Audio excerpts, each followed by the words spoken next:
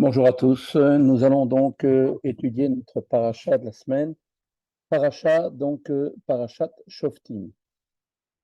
Donc la paracha donc nous rapporte que effectivement donc on devait mettre dans chaque ville en Eretz Israël donc des juges et des policiers et mettre aussi des villes de refuge. Nous avons longuement expliqué donc le lien entre le mois d'Elul et les villes de refuge. Cependant, un point peut être encore être rajouté à cette analyse. Le Sifri évoque les juges et les policiers en nous précisant que ceux-ci étaient en fonction dans tous les endroits où des Juifs résidaient, y compris à l'extérieur d'Eretz Israël. En revanche, une comparaison des termes donc du verset permet d'établir que les villes de refuge se trouvaient uniquement, par contre, seulement en Eretz Israël. Pour autant, le Sifri ajoute que celui qui a commis un crime en dehors d'Eretz Israël, eh bien, pouvait aller lui-même se mettre à l'abri en allant dans une ville de refuge, laquelle ne pouvait donc être qu'en terre d'Israël. Cette comparaison faite par le Sifri entre les juges et les policiers d'une part, les villes de refuge d'autre part, dans le but de préciser leur localisation, fait bien la preuve, en fait, qu'une relation existe entre eux. De fait, les juges et même les policiers qui appliquaient la sentence n'avaient pas pour mission de punir, mais bien au contraire de purifier. Il en est de même pour les villes de refuge, car, comme l'affirme nos Chachamim, l'exil apporte l'expiation, c'est-à-dire, comme l'explique l'Admour Azaken, l'ablution de la faute et sa disparition. De la sorte, l'homme est donc agréé de Dieu, comme il l'était avant de commettre la faute. Et l'on pourrait donc en conclure que l'équivalent devait exister également à l'extérieur des restes Israël. En effet, remarque nos Chachamim, pourquoi fut-elle appelée la terre d'Israël Eretz? Eh bien, parce qu'elle voulut faire la volonté du mot Ratson en hébreu, faire la volonté de son créateur. En conséquence, ce qui est extérieur à Eretz Israël est également étranger à cette volonté, ce Ratson.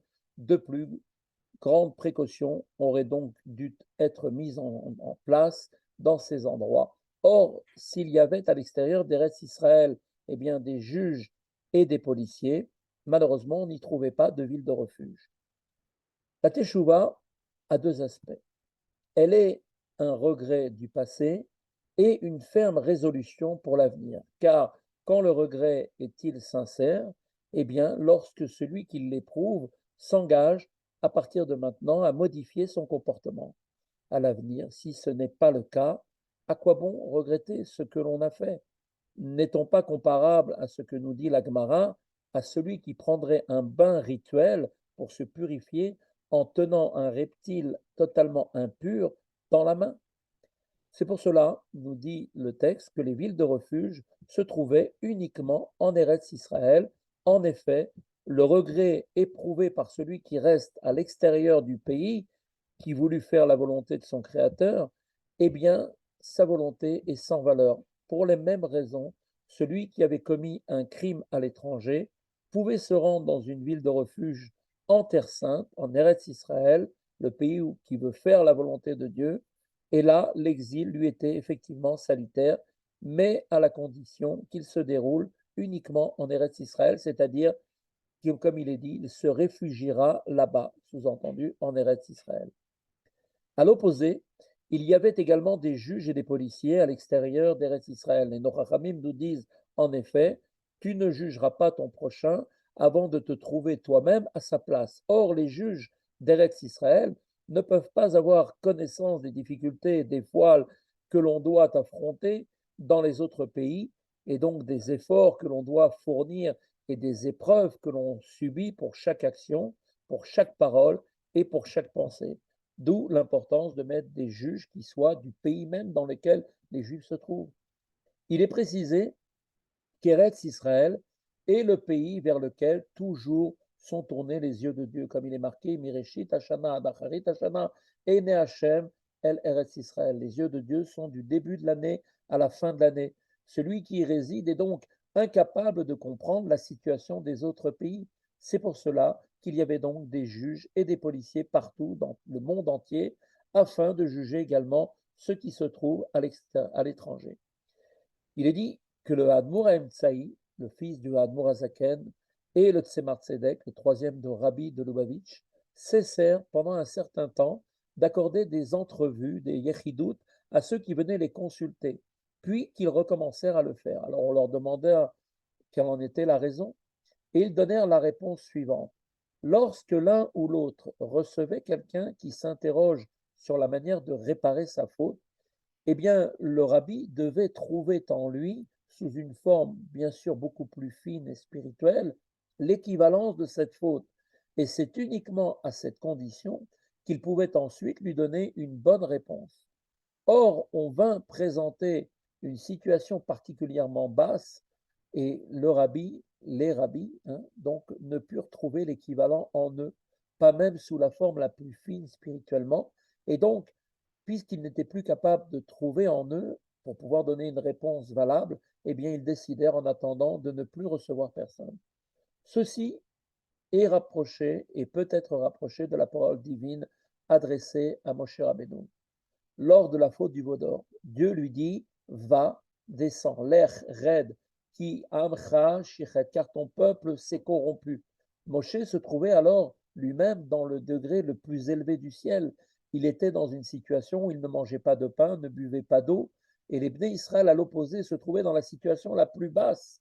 Ils étaient en train de faire Avodah Zarah. Or, Dieu les appela à ce moment-là ton peuple, Amcha.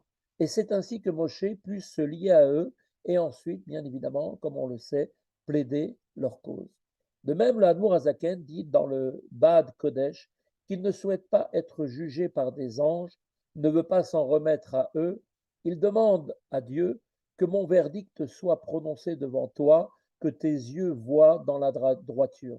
Les anges, eux, ne peuvent pas ressentir les voiles et les difficultés. Seul Dieu doit donc juger une âme qui, elle, se trouve dans un corps, confrontée à toutes ces difficultés dans ce monde. Pour la même raison, eh bien, les juges et les policiers devaient eux aussi également se trouver en dehors d'Israël pour comprendre les problématiques et être en mesure de pouvoir donner des réponses appropriées.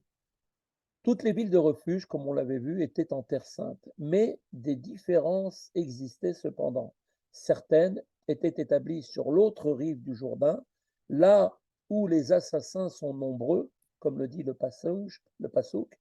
D'autres étaient eux-mêmes en Eretz Israël, proprement dite, et il est expliqué que pourquoi fut-elle appelée Eretz, comme on l'a dit précédemment, parce qu'elle voulut faire le ratson, la volonté de son créateur, donc de la même étymologie que le mot Eretz. Dans le monde futur, l'Éternel, ton Dieu, comme il est dit, élargira ta frontière. Il y aura alors donc de nouvelles villes de refuge. Ces villes sont destinées à l'homme qui verse le sang de l'homme.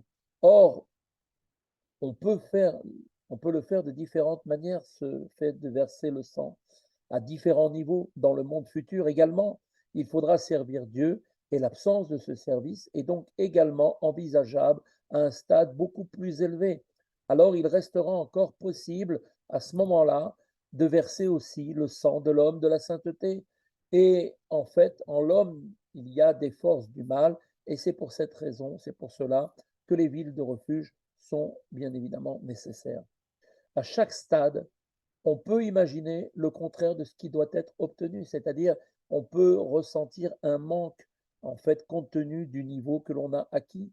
Ainsi, celui qui est capable de s'unir profondément à Dieu et le sert parfaitement, mais ne fait rien cependant pour rechercher cette union, eh bien devra lui aussi se repentir d'une telle manière d'agir.